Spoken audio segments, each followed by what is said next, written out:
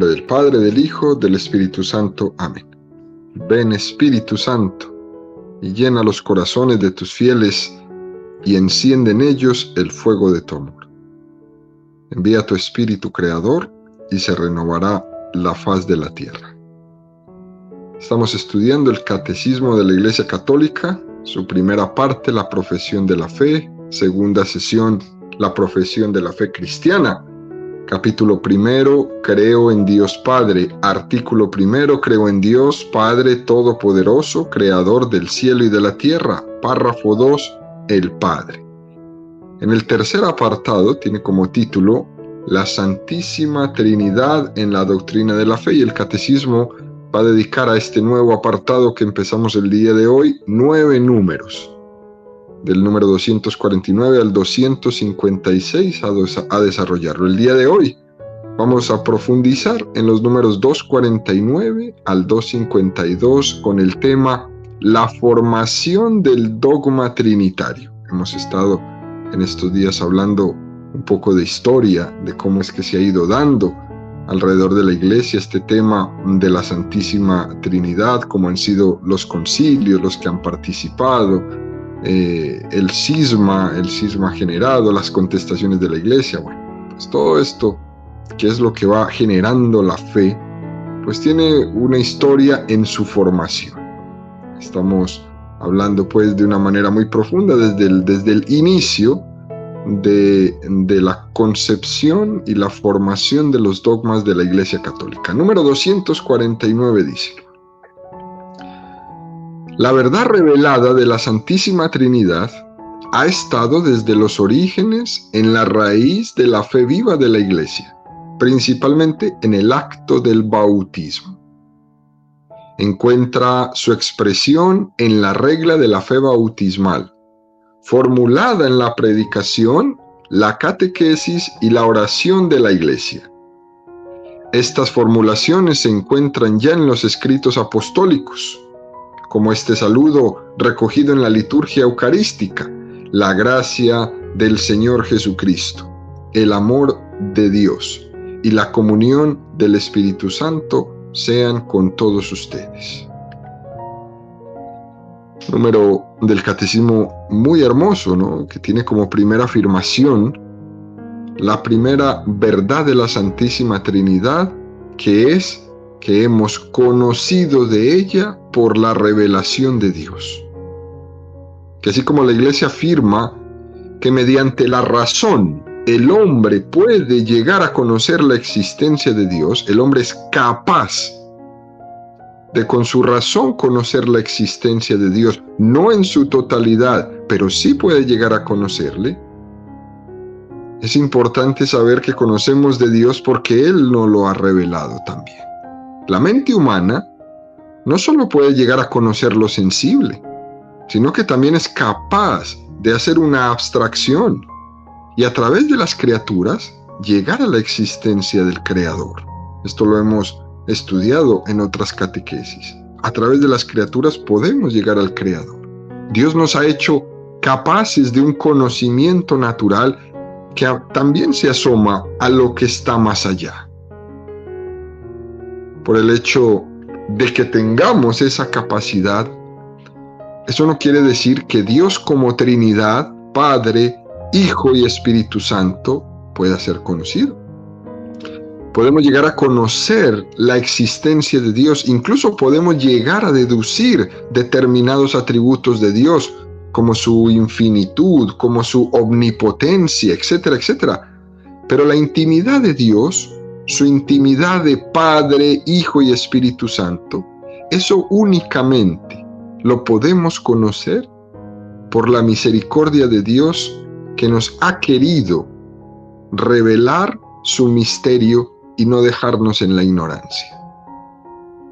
Podemos conocer muchas cosas de Dios, acercarnos a Él a través de sus criaturas, pero su intimidad, conocer su intimidad es pura misericordia.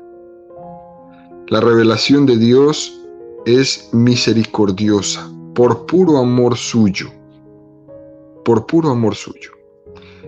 Algunos padres de la Iglesia han dicho esto, ¿no? Dios en su misericordia se ha revelado, ha desnudado su brazo y nos ha introducido en su intimidad.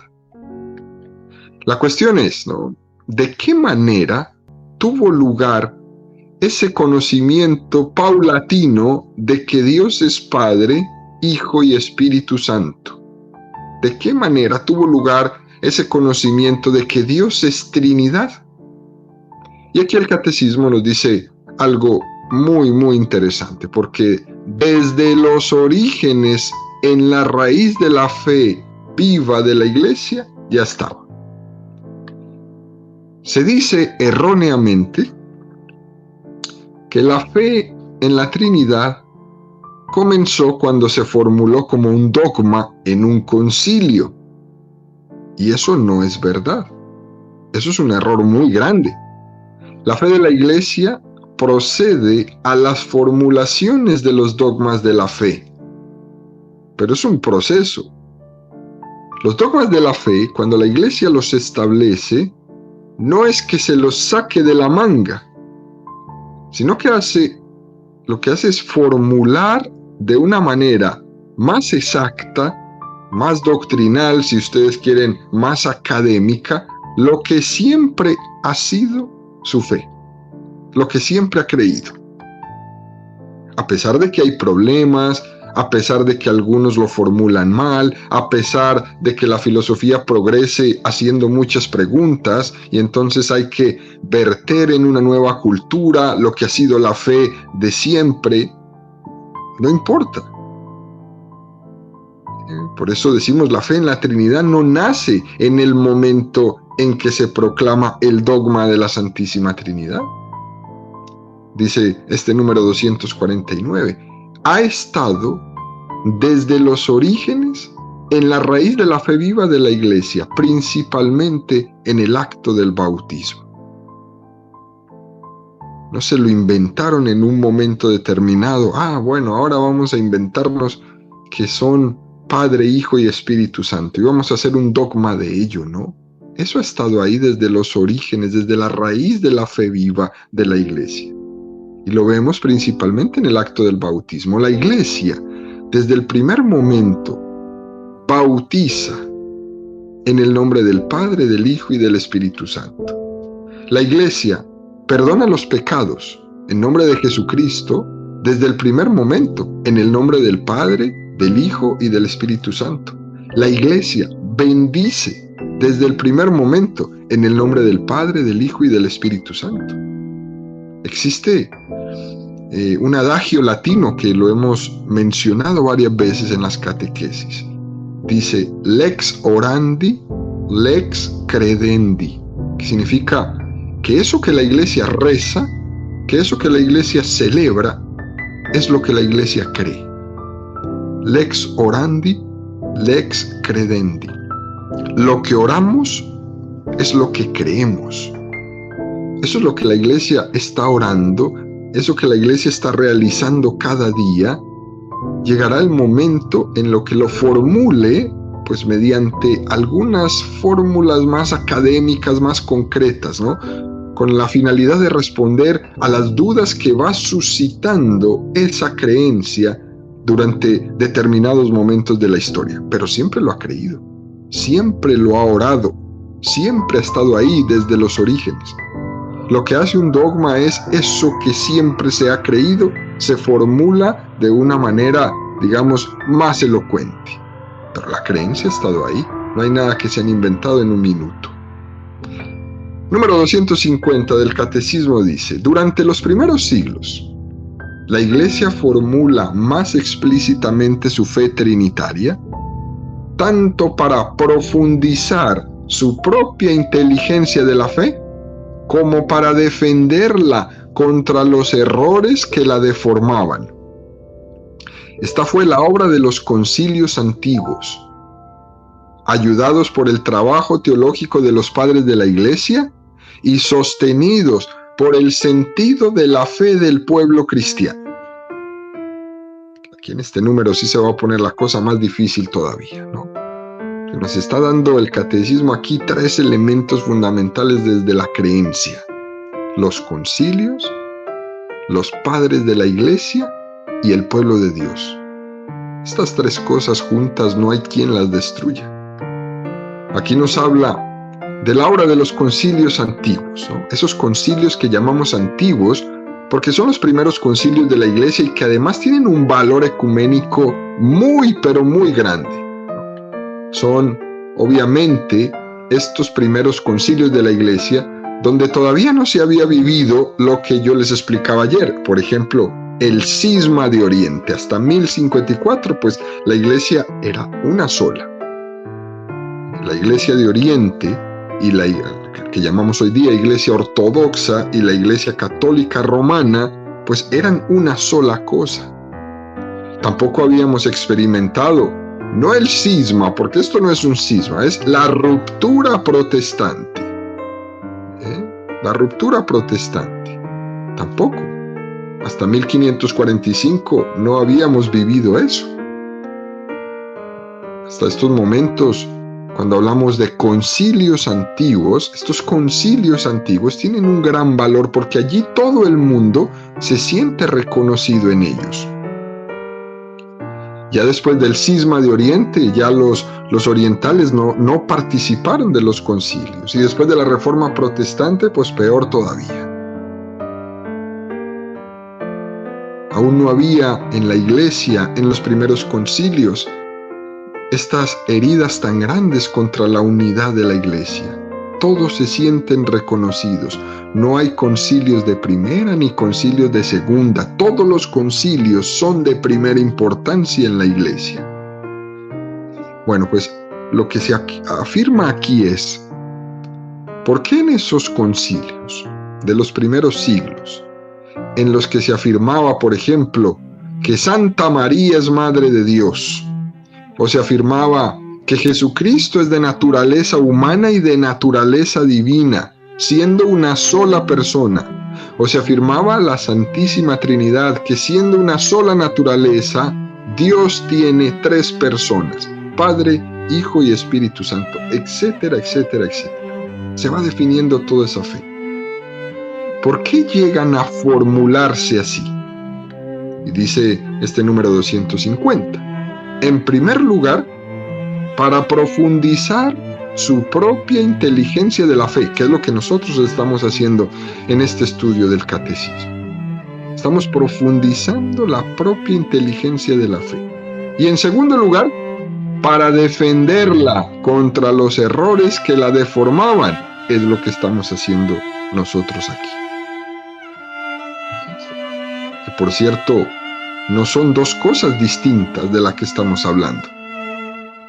Cuando uno escucha una predicación errónea, cuando uno escucha uno de estos videos y de estas cosas que andan en las redes sociales hoy día y que como que eso no suena muy bien, eso me incita a pensar, a estudiar, a investigar, a dislucidar qué es lo que este personaje está diciendo o está intentando decir con esta medio verdad y medio mentira.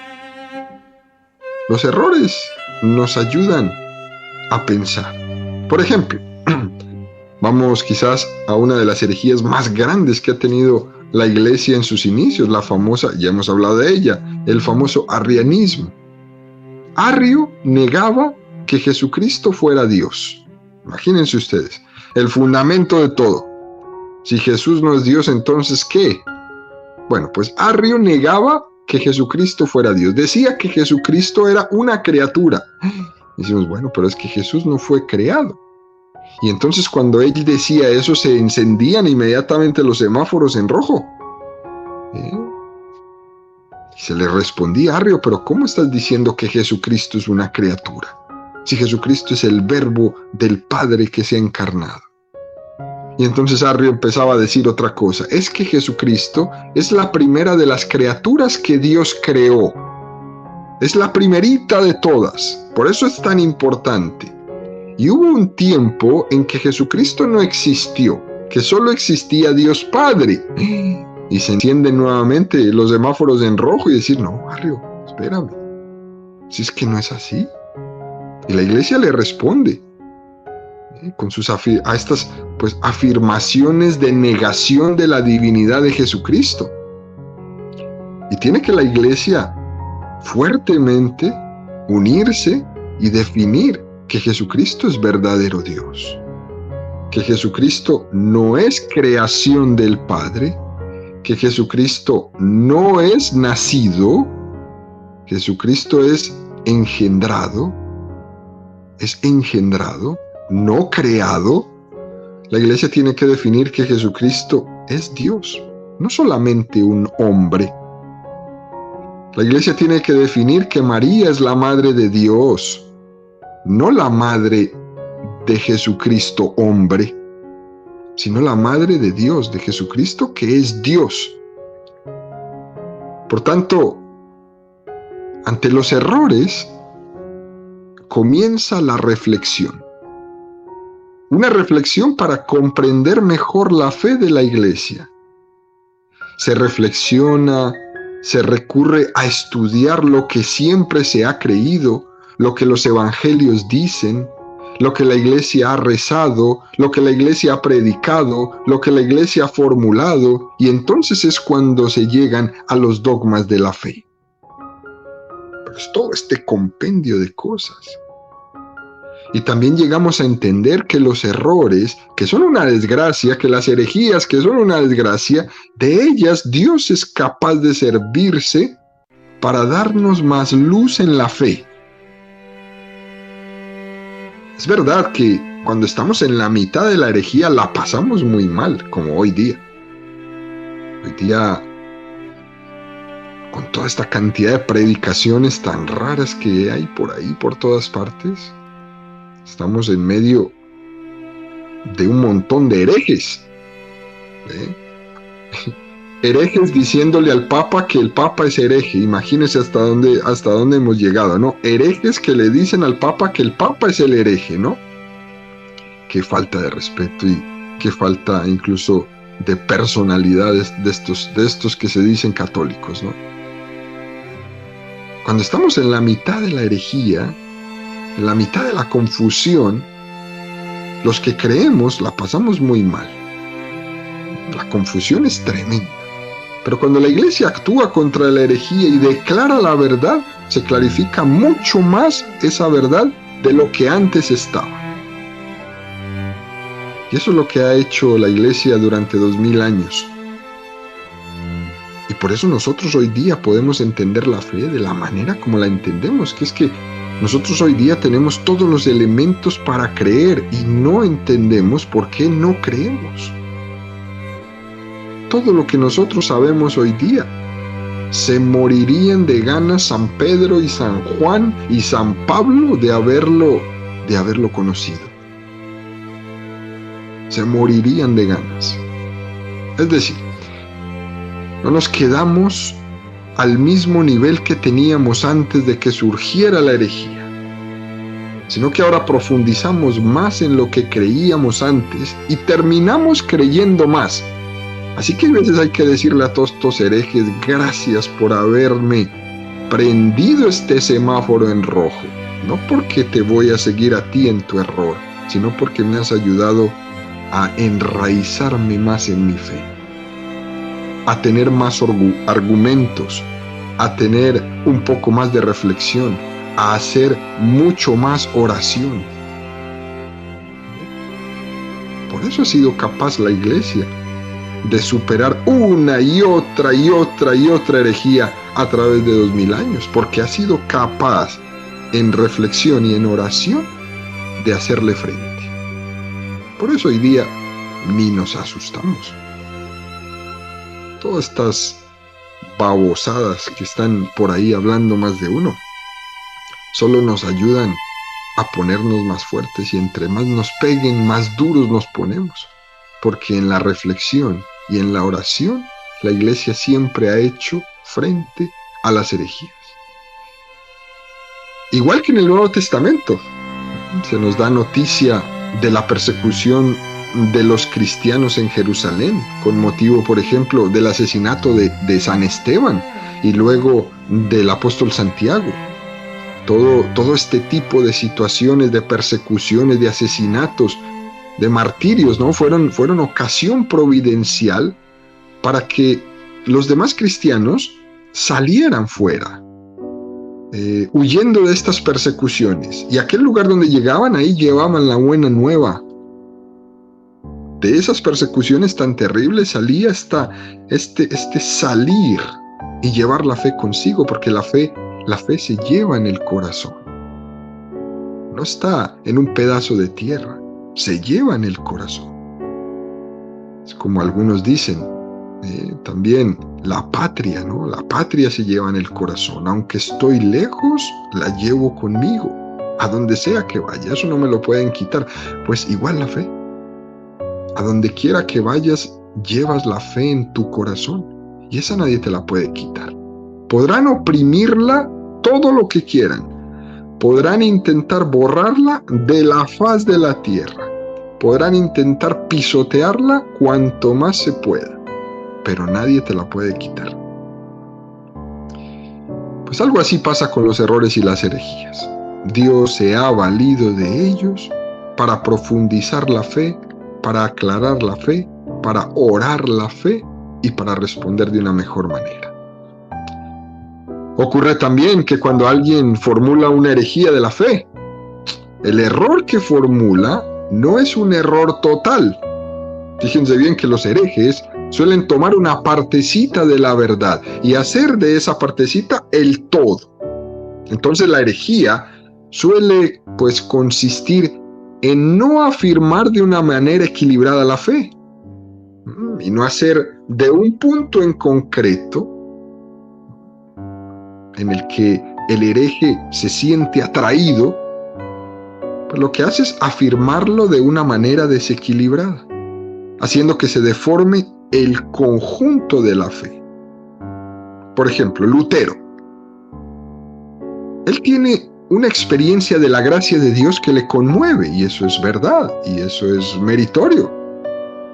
Entonces él insiste en la gracia, la gracia, la gracia, y dice, nos salvamos por la fe solamente, no por las obras. Y entonces la iglesia le dice a Lutero, tu error consiste no en subrayar la fe, eso está bien. No en subrayar la gracia, eso está bien. Tu error consiste en el detrimento de las obras. ¿Por qué dice usted, nos salvamos solo por la fe y no por las obras? Si el Evangelio habla de la fe y de las obras. ¿Por qué dice y proclama una verdad a medias? ¿Qué gana con eso? Entonces la iglesia le responde firmemente, en nombre del concilio, no. El hombre se salva por la fe y por las obras, no solo por las obras y no solo por la fe, por las dos. Por tanto, cada vez que alguien formula una herejía, la iglesia ha tenido ocasión de aclarar más su fe. Porque el hereje ha formulado una parte de la verdad, pero en detrimento del conjunto de la verdad. Y la iglesia tiene que afirmar las verdades de una manera armónica, no una parte de la verdad compitiendo con la otra parte de la verdad. Tiene que ser armónica. Por eso a la fe católica no le podemos quitar esto y dejar esto, porque si le quito esto, afecta lo otro. Las verdades se afirman de una manera armónica, no una parte de la verdad compitiendo con otra verdad. La verdad católica es una sinfonía, y eso es lo más precioso que tenemos. Lutero, por ejemplo, tiene su fe en el sacramento del bautismo y de la Eucaristía, pero rechaza el resto de los sacramentos. Y el primer sacramento que él va a quitar es el orden del sacerdocio. Dice, bueno, pero entonces si ya no hay sacerdotes, entonces ¿cómo vas a administrar la gracia? Decía Lutero, no, por el bautismo todos pueden perdonar pecados. Oh Dios.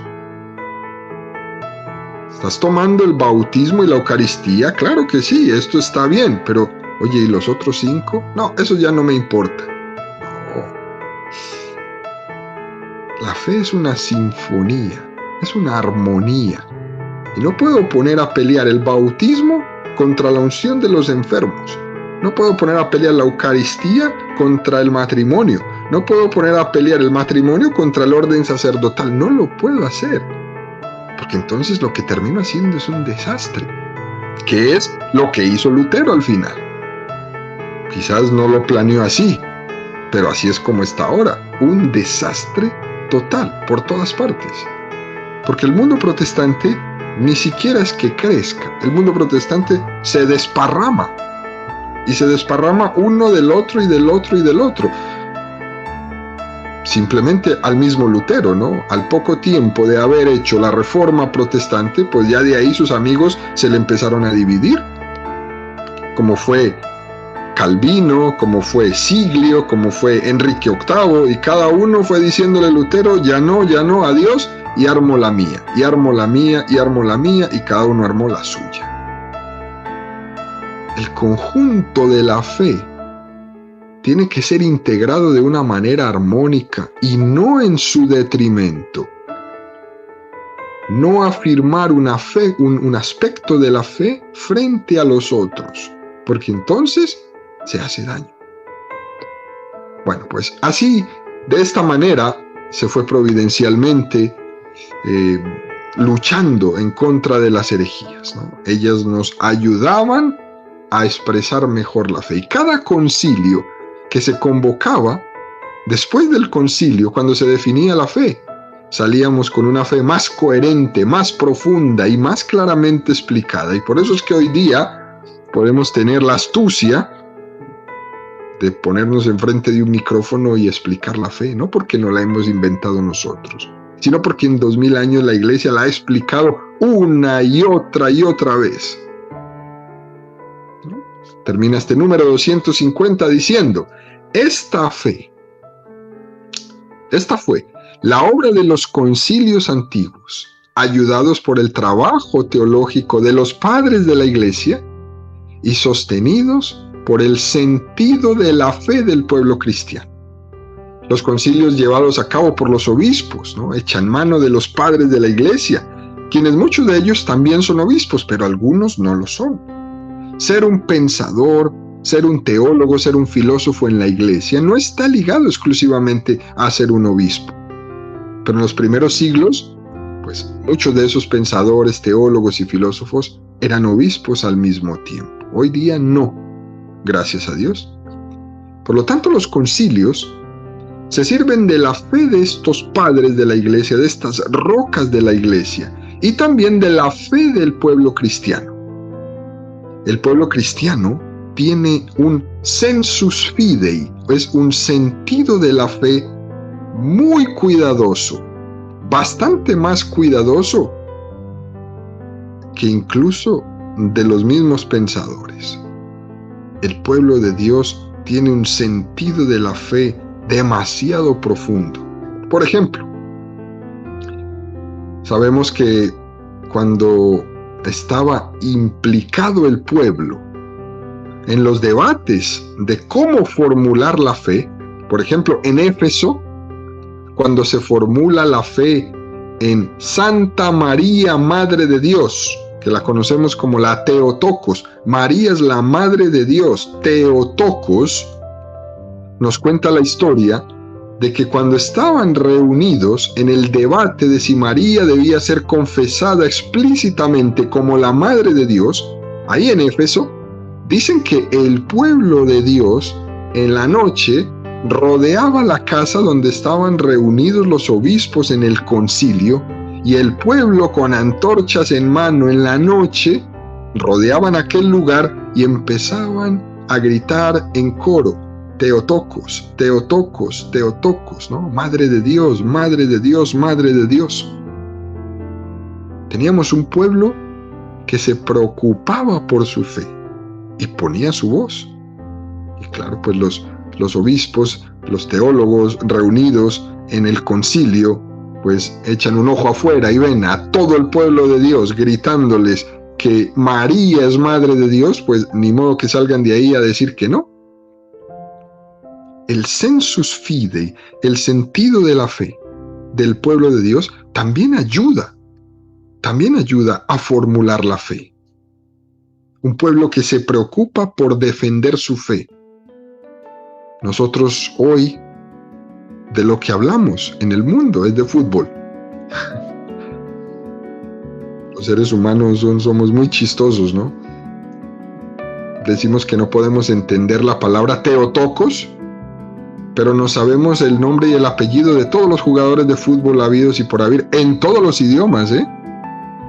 ¿Ves a alguien que te pone problema por decir Theotokos porque no entiende y sabe pronunciar el nombre de un jugador de fútbol en alemán? Me dice uno, pero ¿y cómo le hace este? Hoy día le hemos puesto el énfasis y las importancias en muchas otras cosas, ¿no? Muchas otras cosas. Pero en defender la fe, poquito.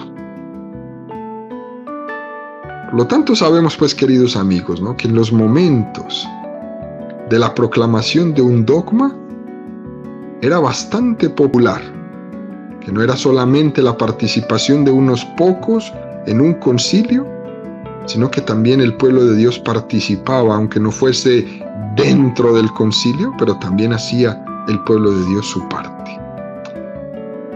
Continúa el catecismo, ¿no? Número 251. Para la formulación del dogma de la Trinidad, la Iglesia debió crear una terminología propia con ayuda de nociones de origen filosófico, como sustancia, persona, hipóstasis, relación. Al hacer esto, la Iglesia no sometía la fe a una sabiduría humana, sino que daba un sentido nuevo, sorprendente, a estos términos destinados también a significar en adelante un misterio inefable, infinitamente más allá de todo lo que podemos concebir según la medida humana. Llega el momento de celebrar esos concilios frente a los errores que se habían ido dando, a los errores que se plantean y que muchas personas empiezan a creer y a desviarse. Y entonces se echa mano de ciertas nociones de origen filosófico, especialmente la noción de naturaleza, de sustancia, la noción de persona, la noción de relación. Cuando se dice que Jesucristo es una persona divina, pero con naturaleza divina y naturaleza humana, pues lo que los cristianos católicos creemos es que Jesucristo es Dios, que Jesucristo es hombre, que comparte la misma naturaleza que su Padre, la misma naturaleza que el Espíritu Santo. Es decir, que tiene dos naturalezas, una persona. Dios tiene una única naturaleza, que es la naturaleza divina, con tres personas, Padre, Hijo y Espíritu Santo, ¿no? Este tipo de nociones, naturaleza, persona, relación, lo que aquí dice el catecismo es que cuando la Iglesia utiliza estos términos para formular la fe, con esto no está asumiendo toda la filosofía de su tiempo, no, ni se está bautizando con un tipo de filosofía, no, sino que está utilizando unos términos de la filosofía de cada momento, pero los está usando en sentido muy común, no con todas las implicaciones filosóficas que eso conlleva. La Iglesia ha utilizado estos términos en un sentido lo más común posible. A eso se le llama una filosofía perenne, porque se entiende que la Iglesia, sin meterse en cuestiones de escuelas filosóficas, ha afirmado un conjunto de verdades que son universales, un conjunto de verdades que son comunes y que son reales. Por ejemplo, el principio de causa y efecto. Si hay efecto, es que tuvo que haber una causa.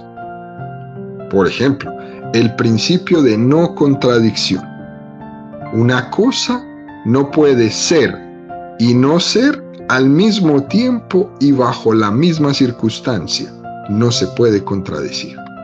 Por ejemplo, el principio de realismo nociológico, es afirmar la capacidad que tiene el hombre de conocer. El hombre tiene la capacidad de conocer a través de sus sentidos y luego deducir.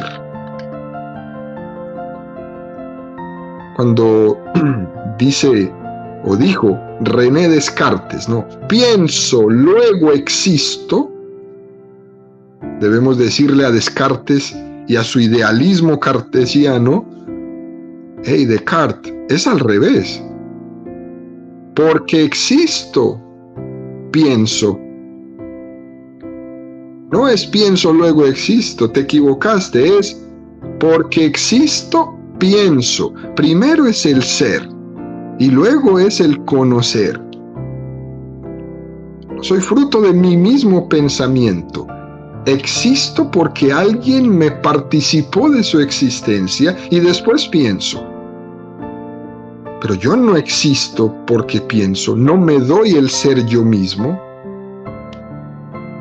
Es decir, la Iglesia, sin meterse en discusiones de escuelas filosóficas, es verdad que toma lo que necesita para explicarlo de la mejor forma sin bautizarse con una y con otra. Ahora bien, efectivamente, hablando, por ejemplo, de la filosofía de Santo Tomás de Aquino, es el pensador que más nos ha ayudado a formular la fe católica. Y esto nos ha ayudado así porque Santo Tomás piensa en esta filosofía perenne. Es decir, que lo que son los principios básicos, la realidad no es solamente la realidad que nosotros vemos. Existe también otra realidad que está más allá de nuestros sentidos. Como por ejemplo el alma, como por ejemplo Dios. Y tenemos capacidad de abstraer, no únicamente de quedarnos en lo que conocemos con los sentidos, en lo que vemos, en lo que escuchamos, en lo que palpamos, en lo que olemos, en lo que gustamos, no. Podemos ir en un conocimiento mucho más trascendente de lo que podemos conocer solamente por los sentidos. No como este tipo de filosofías modernas, ¿no? Que nos dicen que solo se puede afirmar lo que es comprobable experimentalmente, que solo existe lo que veo, lo que toco, lo que siento, lo que huelo, lo que palpo. No, hay cosas que están más allá de eso que yo toco. Existen realidades a las cuales también estoy llamado a conocer, como el alma, como Dios, y que también puedo llegar a ellas, puedo llegar a deducirlas a través de mi razón. Dios tiene 3 personas y una sola naturaleza. Eso, que suena tan difícil, también puedo llegar a conocerlo desde la razón, no solamente desde la fe. Jesucristo tiene una sola persona y 2 naturalezas. Eso lo puedo también llegar a conocer desde la razón. Y estos son, queridos amigos, los conceptos básicos que la Iglesia utiliza para formular un dogma. Por eso cuando nosotros rezamos un dogma, cuando nosotros creemos y proclamamos un dogma, queridos amigos, créanme que es algo que ha sido bastante trabajado, incluso sostenido desde su contrario, tomando lo que estaba negando ese dogma para poder afirmar mucho mejor el dogma. Por último, número 252, dice, la Iglesia utiliza el término substancia, traducido a veces también por esencia o por naturaleza, para designar el ser divino de su unidad. El término persona o hipóstasis para designar al Padre, al Hijo y al Espíritu Santo en su distinción real entre sí. El término relación para designar el hecho de que su distinción reside en la referencia de cada uno a los otros. Es decir, las 3 personas divinas tienen una relación especial entre ellas. El Padre en cuanto que engendra, el Hijo en cuanto a que lo recibe todo del Padre y es engendrado, y el Espíritu Santo en cuanto que es la relación de amor entre el Padre y el Hijo. Estas relaciones, queridos amigos, y concluimos con esto, son la manera en la que se refiere el uno al otro. No tengo